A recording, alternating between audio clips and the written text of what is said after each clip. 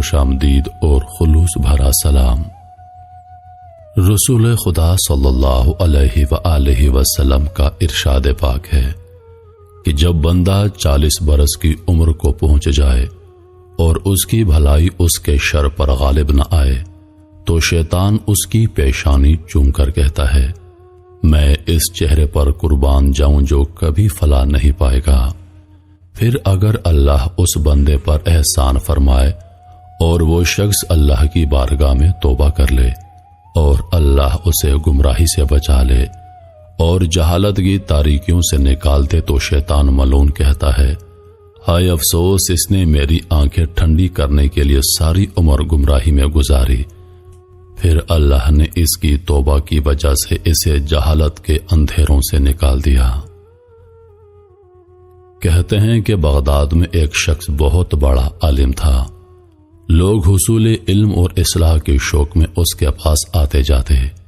ایک مرتبہ اس نے حج بیت اللہ اور روضہ رسول صلی اللہ علیہ وآلہ وسلم کی زیارت کا ارادہ کیا تو اپنے طلباء کو بھی ساتھ چلنے پر آمادہ کر لیا اور ان سے عہد کیا کہ وہ اللہ پر توکل کرتے ہوئے چلیں گے۔ دوران سفر جب یہ لوگ ایک گرجا گھر کے قریب پہنچے تو گرمی اور پیاس کی شدت سے نڈھال ہو گئے۔ طلباء نے عرض کیا، اے ہمارے استاد گرامی، ہم دن ٹھنڈا ہونے تک اس گرجا گھر کے سائے میں آرام کر لیتے ہیں، پھر انشاءاللہ دوبارہ سفر پر روانہ ہو جائیں گے۔ استاد نے کہا، جیسے تمہاری مرضی۔ چنانچہ یہ لوگ اس گرجا گھر کی طرف چل دیے اور اس کی دیوار کے سائے میں پڑاؤ ڈال دیا۔ گرمی سے بحال لوگوں کو سایہ نصیب ہوا تو وہ جلد ہی نیند کی آغوش میں چلے گئے، مگر استاد نہ سویا۔ وہ انہیں سوتا چھوڑ کر وضو کے لیے پانی کی تلاش میں نکل پڑا۔ اس وقت اس کے ذہن میں صرف ایک ہی خیال تھا کہ کسی طرح پانی مل جائے۔ ابھی وہ گرجا گھر کے سائے میں پانی تلاش کر رہا تھا کہ اس کی نظر ایک کمسن لڑکی پر پڑی جو چمکتے ہوئے سورج کی طرح خوبصورت تھی۔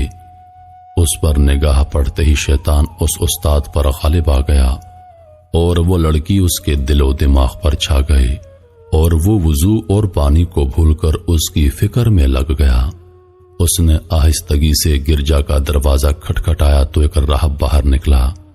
اس نے پوچھا، تم کون ہو؟ اس نے اپنا تعارف کروایا کہ میں فلاں عالم ہوں۔ راہب نے پوچھا، اے مسلمانوں کے فقیہ، کیا چاہتے ہو؟ جواب دیا، اے راہب، مجھے گرجا کی چھت سے ابھی ایک لڑکی دکھائی دی تھی، وہ تمہاری کیا لگتی ہے؟ راہب نے کہا، وہ میری بیٹی ہے، مگر تم اس کے بارے میں کیوں پوچھ رہے ہو؟ استاذ نے کہا، میں چاہتا ہوں کہ تم اس کی میرے ساتھ شادی کر دو۔ راہب بولا کہ ہمارے دین میں ایسا کرنا جائز نہیں، اگر جائز ہوتا تو میں اس سے پوچھے بغیر اسے تمہاری زوجیت میں دے دیتا، حالانکہ میں نے اپنے آپ سے عہد کیا ہے کہ اس کی شادی اسی کی پسند سے کرواؤں گا۔ میں اسے تمہارے بارے میں بتاتا ہوں، اگر وہ تمہیں اپنے لیے پسند کر لے تو میں اسے تمہاری زوجیت میں دے دوں گا۔ استاد نے کہا، یہ تو بڑی خوشی کی بات ہے، مہربانی فرما کر اس کے پاس جائیے اور پوچھئے۔ وہ راہب اپنی بیٹی کے پاس گیا اور سارا ماجرا بیان کیا۔ ادھر یہ استاد ان کی باتیں سن رہا تھا۔ وہ لڑکی بولی، ابا جان، آپ میرا نکاح اس سے کس طرح کر سکتے ہیں؟ حالانکہ میں عیسائی ہوں اور وہ مسلمان ہے۔ یہ تو اسی صورت میں ممکن ہے کہ وہ نصرانیت میں داخل ہو جائے۔ راہب نے پوچھا، اگر وہ نصرانی ہو جائے تو کیا تم اس سے شادی کر لو گی؟ لڑکی بولی، ہاں ضرور کروں گی۔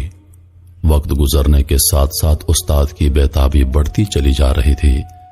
ادھر اس کے طلباء بے خبر سو رہے تھے۔ آخرکار استاد لڑکی کی طرف متوجہ ہو کر بولا، میں دین اسلام چھوڑ کر نصرانی ہو گیا ہوں۔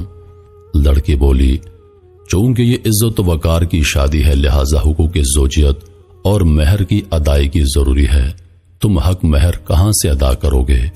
کیونکہ میں دیکھ رہی ہوں کہ تم فقیر ہو، پھر بھی اگر تم ان خنزیروں کو پورا 1 سال چراؤ تو یہی میرا حق مہر ہوگا۔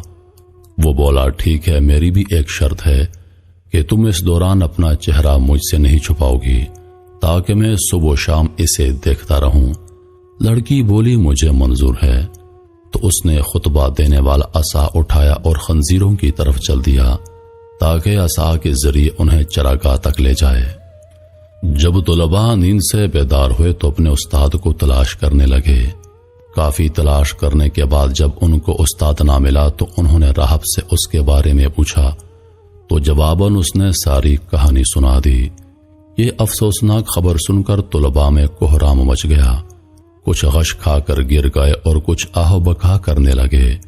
پھر انہوں نے راہب سے کہا، اب وہ کہاں ہے؟ راہب نے بتایا کہ وہ خنزیر چرا رہا ہے۔ راوی کہتے ہیں کہ پھر ہم اس کی طرف چل دیے تو اسے اسی عصا سے سہارا لیے دیکھا جس کے سہارے وہ خطبہ دیا کرتا تھا۔ وہ خنزیروں کو ادھر ادھر جانے سے روک رہا تھا۔ ہم نے اس سے کہا کہ اے ہمارے سردار، یہ تم پر کیسی آزمائش آ گئی؟ پھر ہم اسے قرآن پاک، اسلام اور حضور پاک کے فضائل یاد دلانے لگے اور اسے قرآن و حدیث کے فرامین سنائے تو اس نے کہا، مجھ سے دور ہو جاؤ، تم جو کچھ یاد دلا رہے ہو وہ میں تم سے زیادہ جانتا ہوں، مگر مجھ پر اللہ رب العزت کی طرف سے آزمائش نازل ہو گئی ہے۔ ہم نے اسے اپنے ساتھ لے جانے پر بہت زور دیا مگر ناکام رہے۔ آخرکار ہم نے اسے اس کے حال پر چھوڑ دیا اور مکہ کی طرف چل دیے اور حج ادا کرنے کے بعد واپس بغداد کی طرف روانہ ہو گئے۔ جب ہم اسی مقام پر پہنچے تو ہم نے ایک دوسرے سے کہا کہ آؤ دیکھتے ہیں کہ اس پر کیا گزری، شاید وہ نادم ہو کر اللہ کی بارگاہ میں توبہ کر چکا ہو اور اپنی حالت سے لوٹ آیا ہو۔ ہم اس کے پاس پہنچے تو اسے اسی حالت پر پایا، وہ خنزیروں کی دیکھ بھال کر رہا تھا۔ ہم نے اسے سلام کیا اور نصیحت یاد دلائی اور قرآن پاک پڑھ کر سنایا مگر اس نے کوئی جواب نہ دیا۔ ہم ایک بار پھر حسرت زدہ دل لیے واپس ہو لیے۔ جب ہم گرجا گھر سے تھوڑی دور پہنچے ہم نے گرجے کے پیچھے ایک سائے کو اپنی جانب بڑھتے دیکھا۔ وہ شخص چیخ چیخ کر ہمیں ٹھہرنے کا کہہ رہا تھا۔ ہم رک گئے، قریب آنے پر معلوم ہوا کہ ہمارے وہی استاد ہماری جانب آ رہے ہیں۔ جب وہ ہم سے آ کر ملے تو بولے، میں گواہی دیتا ہوں کہ اللہ کے سوا کوئی معبود نہیں اور حضرت محمد صلی اللہ علیہ وآلہ وسلم اللہ کے رسول ہیں۔ میں اللہ کی بارگاہ میں توبہ کر چکا ہوں اور اپنی پچھلی حالت سے رجوع کر چکا ہوں۔ یہ آزمائش میری ایک ایسی خطا کے سبب تھی جو میرے اور میرے رب کے درمیان تھی۔ اس نے میری اس خطا کے سبب مجھ پر عذاب نازل فرمایا تھا۔ یہ آزمائش جو تم نے دیکھی وہ اسی سبب سے تھی۔ ہم اس پر بہت خوش ہوئے اور بغداد لوٹ آئے۔ ہمارے استاد پہلے سے زیادہ عبادات اور مجاہدات میں مصروف ہو گئے۔ ایک دن ہم ان کے گھر پر ان سے علم دین حاصل کر رہے تھے کہ ہم نے ایک عورت کو دروازہ کھٹکھٹاتے ہوئے دیکھا۔ ہم باہر نکلے اور پوچھا، اے خاتون کیا کام ہے؟ اس نے کہا کہ میں شیخ سے ملنا چاہتی ہوں، ان سے کہو کہ فلاں راہب کی بیٹی آپ کے ہاتھ پر مسلمان ہونے آئی ہے۔ شیخ نے اسے اندر سے آنے کی اجازت دے دی۔ وہ گھر میں داخل ہو کر بولی، اے میرے سردار، میں آپ کے ہاتھ پر مسلمان ہونے آئی ہوں۔ شیخ نے پوچھا، تمہارا قصہ کیا ہے؟ اس نے شیخ کو بتایا کہ جب آپ وہاں سے چلے آئے تو مجھ پر نیند کا غلبہ طاری ہو گیا اور میں سو گئی۔ میں نے خواب میں کسی کو دیکھا جو فرما رہے تھے کہ دین محمدی کے علاوہ کوئی دین سچا نہیں۔ اس شخص نے 3 مرتبہ یہ بات ارشاد فرمائی، پھر فرمایا کہ اللہ نے تیرے ذریعے اپنے ایک بندے کو آزمایا ہے، چنانچہ اب میں آپ کے پاس آ گئی ہوں اور آپ کے سامنے گواہی دیتی ہوں کہ اللہ کے سوا کوئی معبود نہیں اور حضرت محمد صلی اللہ علیہ وآلہ وسلم اللہ کے رسول ہیں۔ شیخ اس عورت کے ہاتھ پر مسلمان ہونے کی وجہ سے بہت خوش ہوئے۔ پھر انہوں نے اس سے اللہ کے رسول کے دین کے مطابق نکاح کر لیا۔ جب ہم نے ان سے اس خطا کے بارے میں پوچھا جو ان کے اور اللہ کے درمیان راز تھی تو انہوں نے بتایا، میں کسی جگہ سے گزر رہا تھا کہ ایک نصرانی آ کر مجھ سے لپٹ گیا۔ میں نے اس سے کہا کہ تجھ پر اللہ کی لعنت ہو، مجھ سے دور ہو جاؤ۔ اس نے پوچھا کیوں؟ تو میں نے کہا کہ میں تجھ سے بہتر ہوں۔ نصرانی میری طرف متوجہ ہو کر بولا کہ تمہیں کیا پتا کہ تم مجھ سے بہتر ہو، کیا تم جانتے ہو کہ تمہارا اللہ کے نزدیک کیا مقام ہے جو تم یہ بات کہہ رہے ہو؟ پھر مجھے بغداد میں خبر ملی کہ وہ نصرانی مسلمان ہو چکا ہے اور کامل مسلمان ہو کر عبادت گزار بن چکا ہے، جبکہ مجھے میری خطا کے سبب وہ سزا دی گئی جو تم دیکھ چکے ہو۔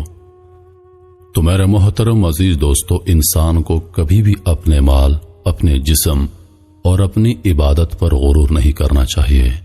کب اللہ کو آپ کی کوئی بات ناپسند آ جائے، کب اللہ پاک آپ سے ناراض ہو جائے اور آپ کی ساری عبادتیں آپ کے منہ پر مار دے۔ اس لیے ہمیشہ عاجزی کے ساتھ اللہ کے حضور سر جھکانا چاہیے۔ ہم جو اللہ کی عبادت کرتے ہیں، ہمیں اس کی دعا کرنا چاہیے کہ اللہ پاک ہماری عبادات کو اپنی بارگاہ میں قبول و منظور فرما۔